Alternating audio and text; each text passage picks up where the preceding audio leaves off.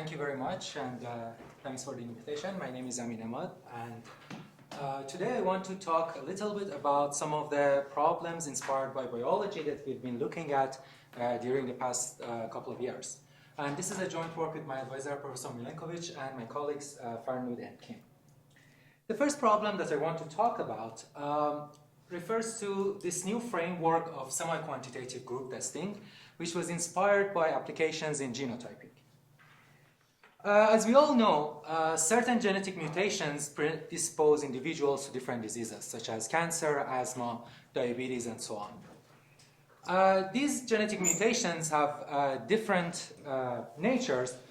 One common type of these mutations are called SNPs, single nucleotide polymorphisms, which means that one nucleotide is being mutated.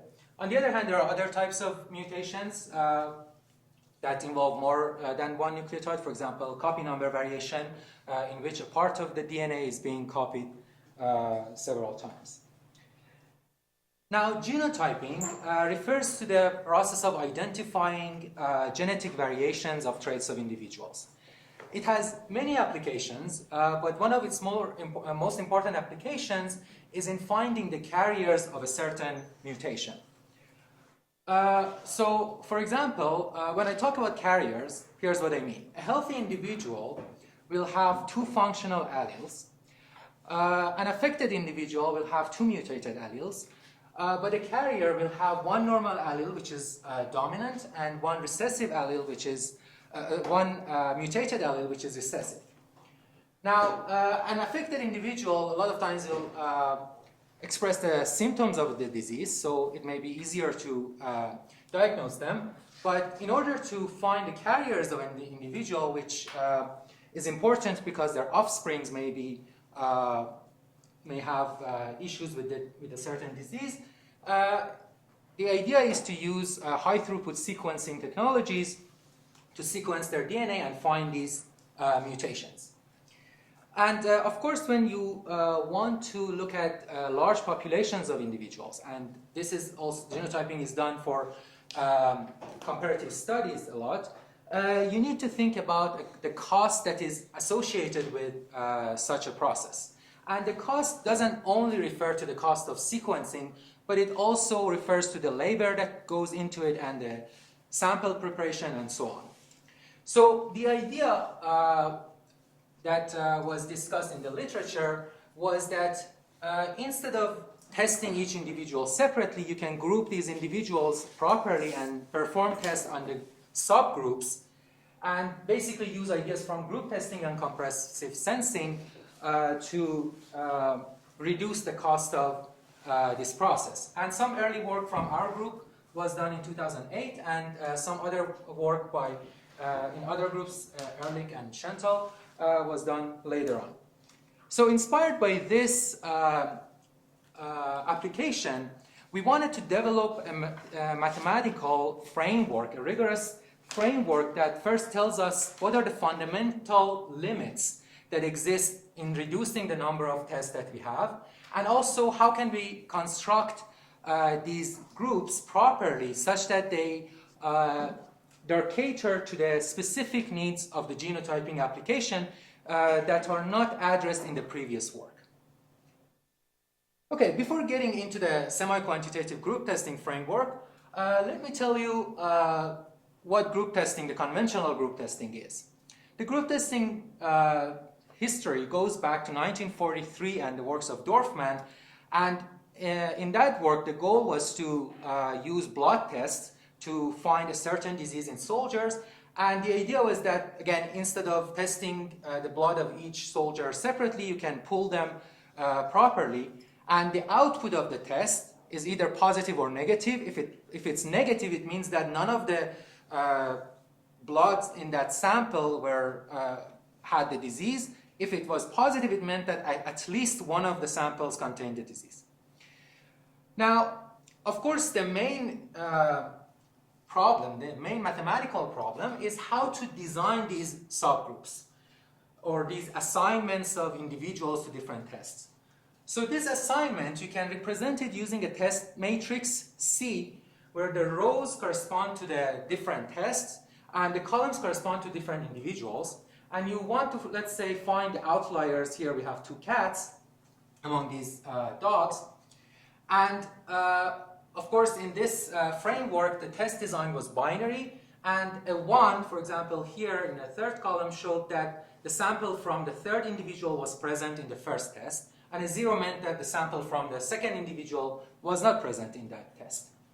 And then you get a set of results of those tests, which can be represented using a vector of test results. And the question was that how can we design these tests properly such that we can uniquely identify these individuals, and at the same time reduce the number of tests compared to the total number of members of our population.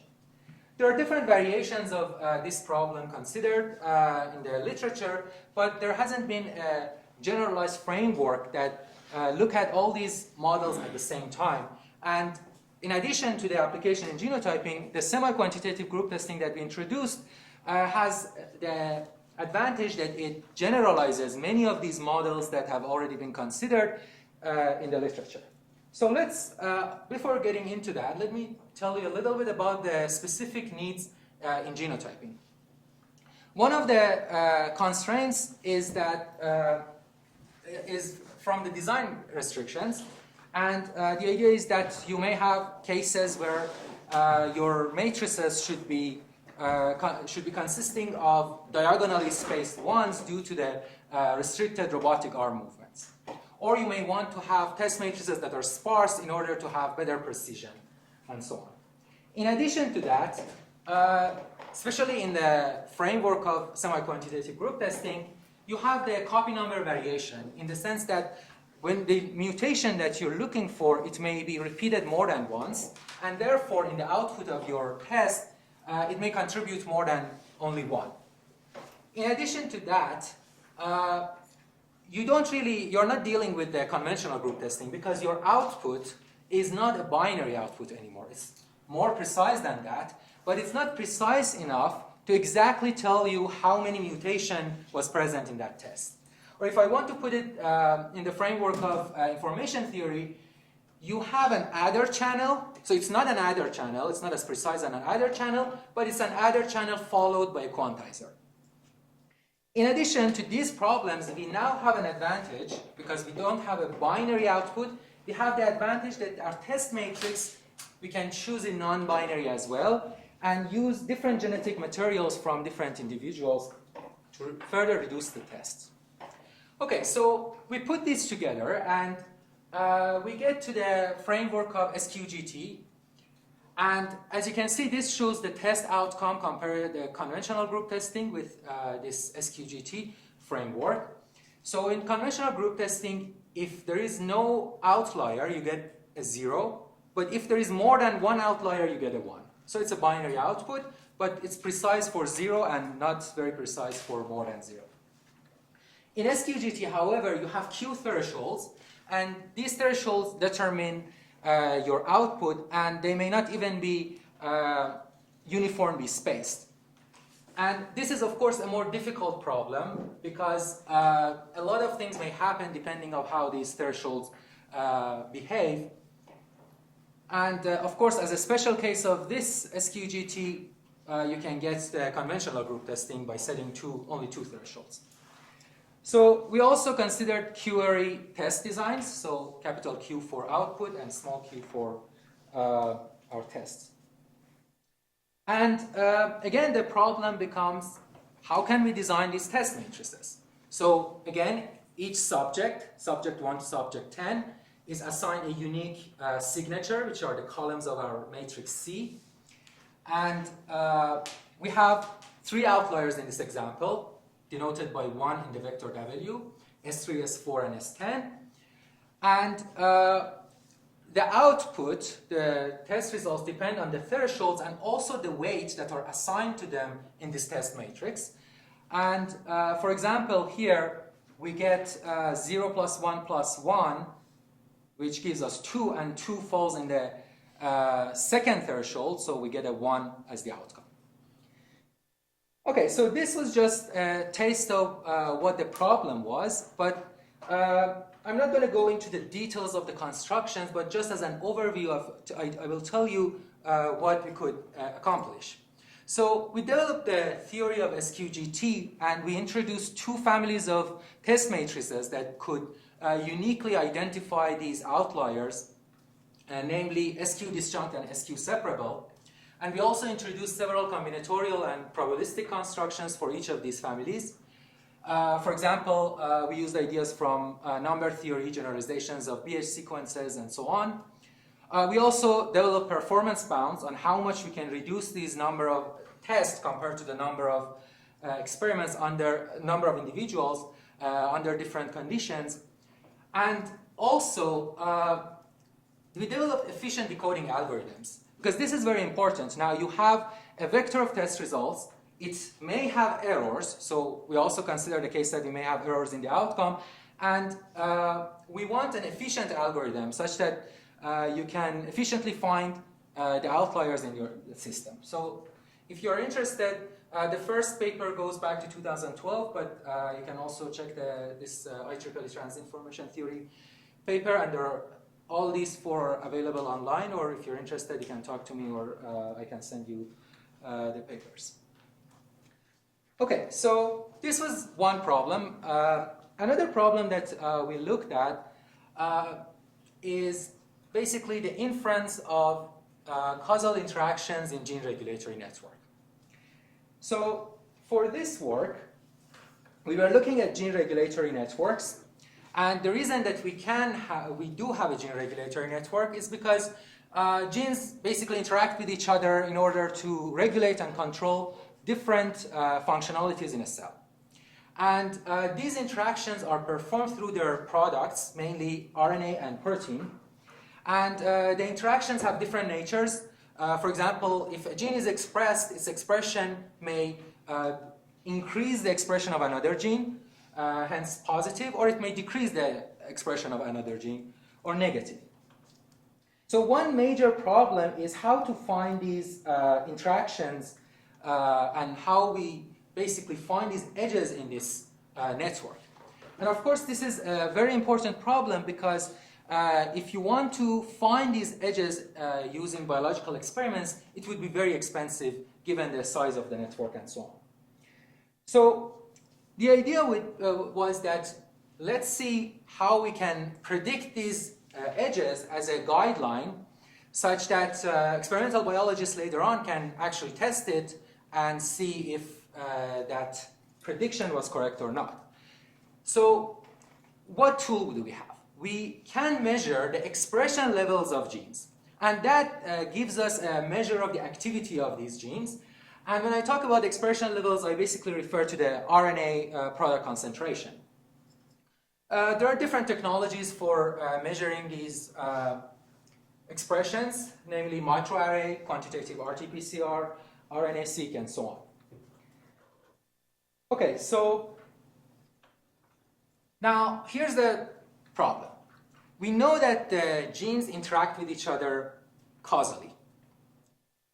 Now the question is there any way that we can find these directed edges in the network given these expression levels?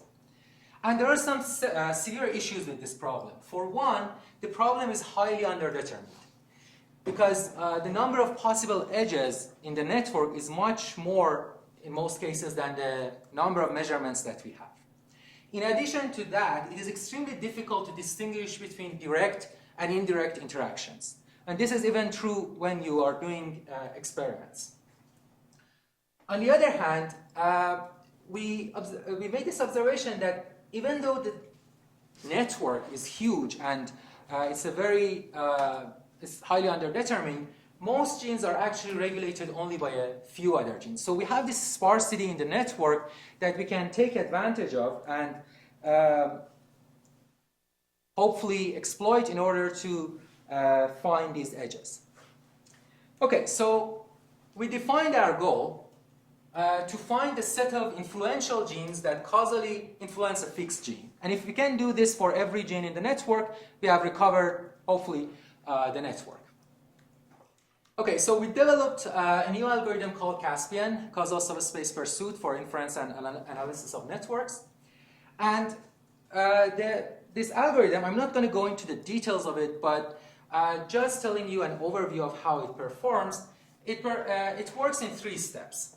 In the first step, we want to use the ideas from compressive sensing, so we state the problem, the network inference problem, within the framework of compressive sensing.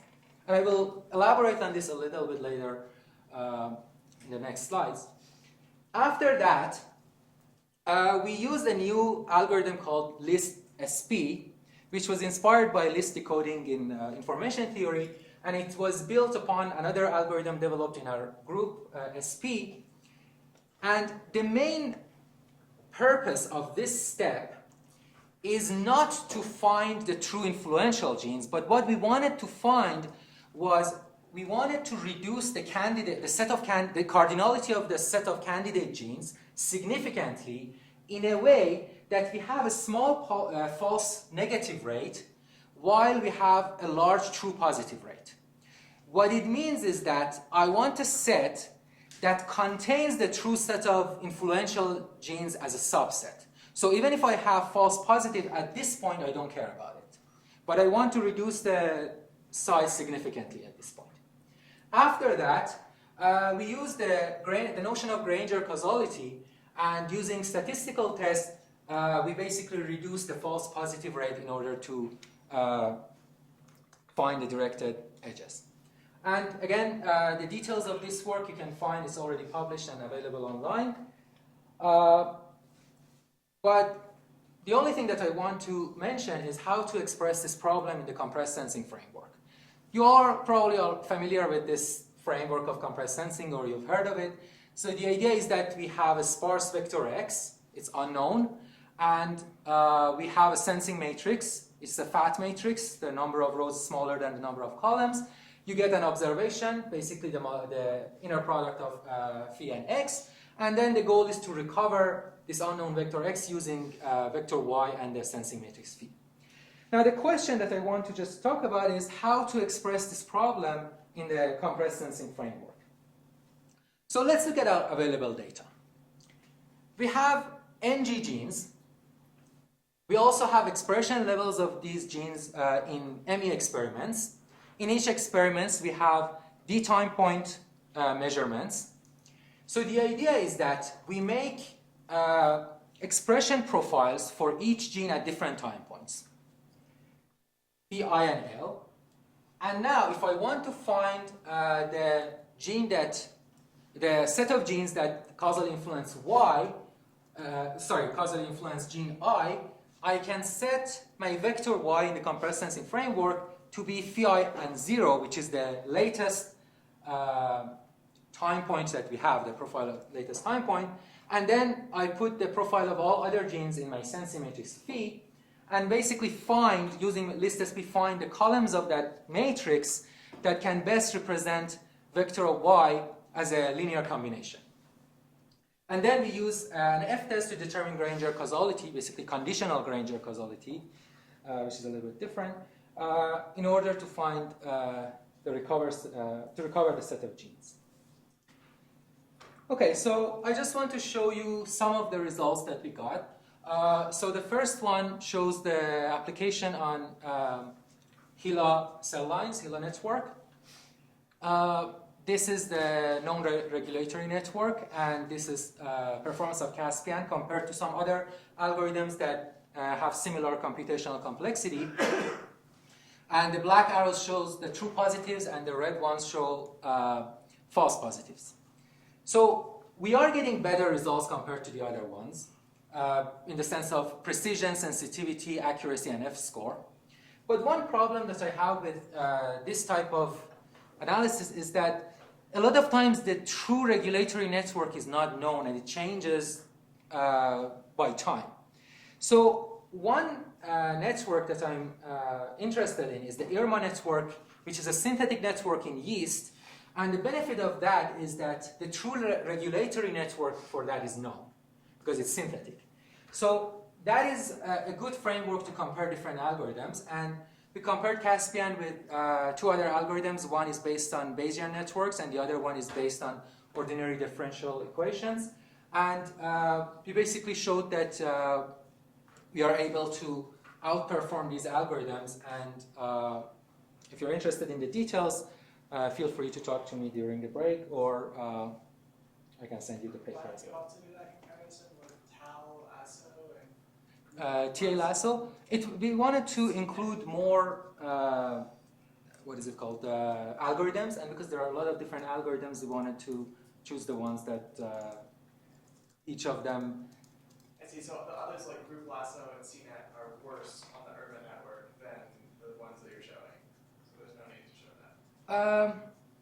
We have them on different data sets, and we show that they perform worse, but I don't have the picture for the IRMA network. I have it for the SOS network so I have it. What I'm trying to say is that we have different data sets and we are having different algorithms and we're comparing them. And right now I'm just showing you some of the results on each of them, basically. So he was asking if you're leaving out the results that make the other guys look good, or are you leaving out the results that make the other guys look bad? Okay, that's a fair point. So, no, that's a very good question. So here's the thing. The Hilo network, so these pictures that you see here, we got it from their own paper. So we did another test on SOS network comparing our results with theirs, and our results was much, much better. And that is why I didn't want to really show that, because this is what we get from what they're presenting as their best results. Right. And we're comparing our results with what they claim in their paper as their best results. You don't want to implement everyone else's model where you haven't tuned it properly and you're not. Yeah, exactly. So we did that as well. We have it for a different network, but these come from their own papers as what they have claimed to be their results.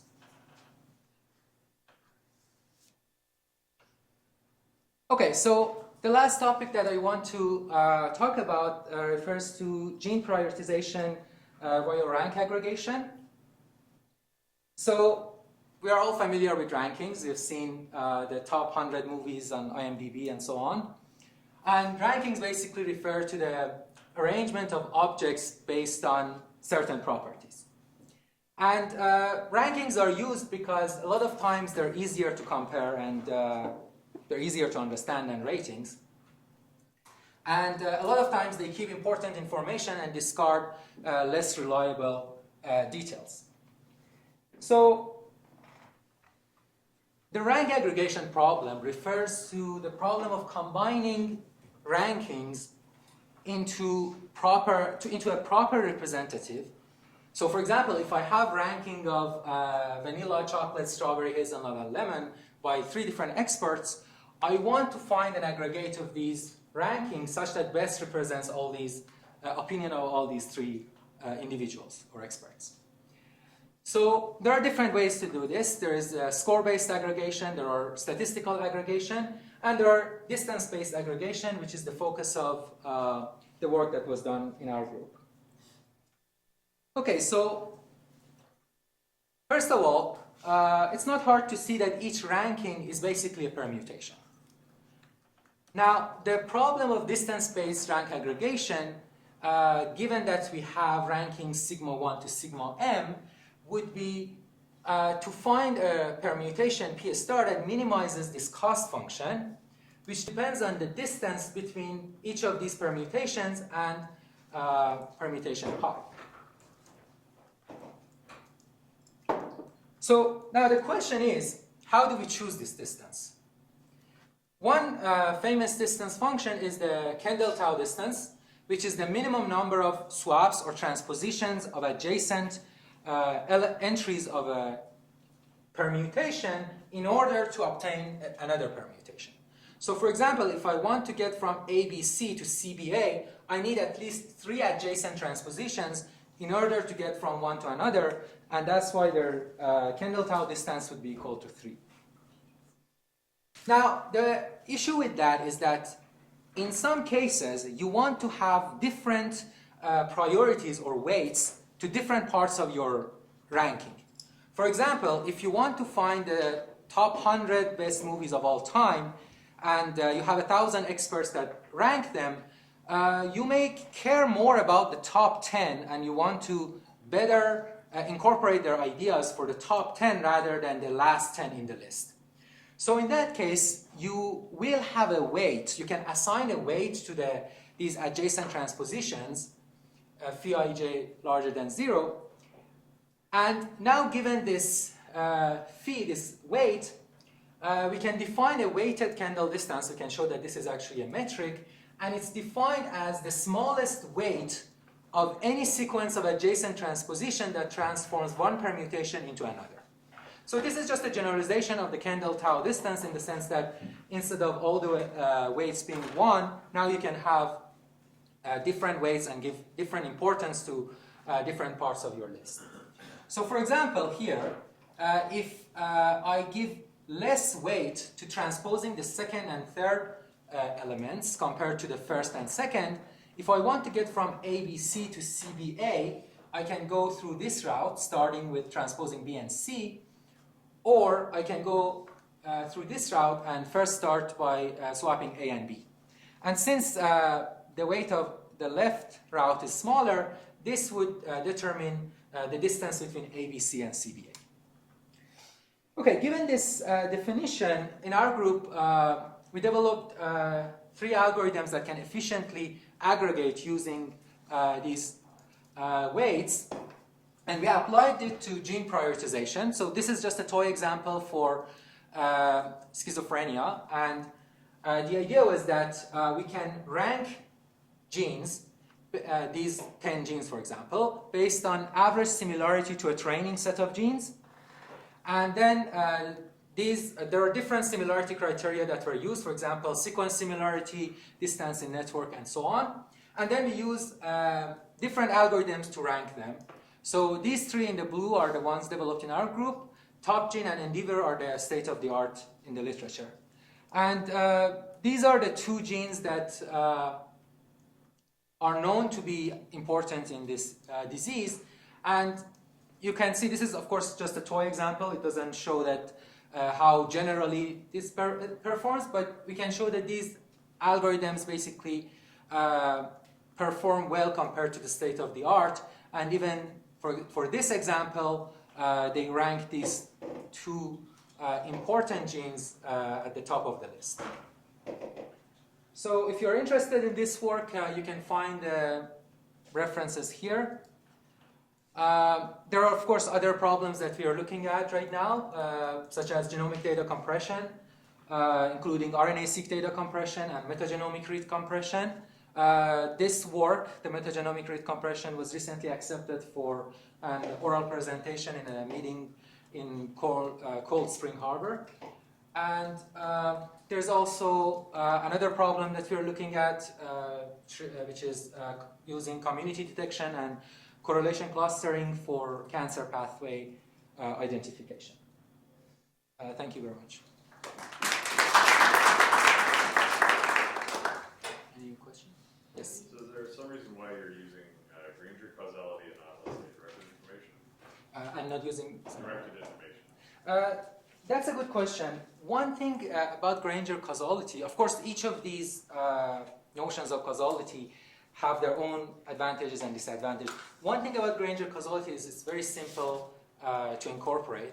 And when you want to use, it also works when you have smaller number of samples better, rather than when you have a lot of samples, you can use directed information and use define random variables and so on. But when you have less number of samples, it's much harder to incorporate that. So that. Okay.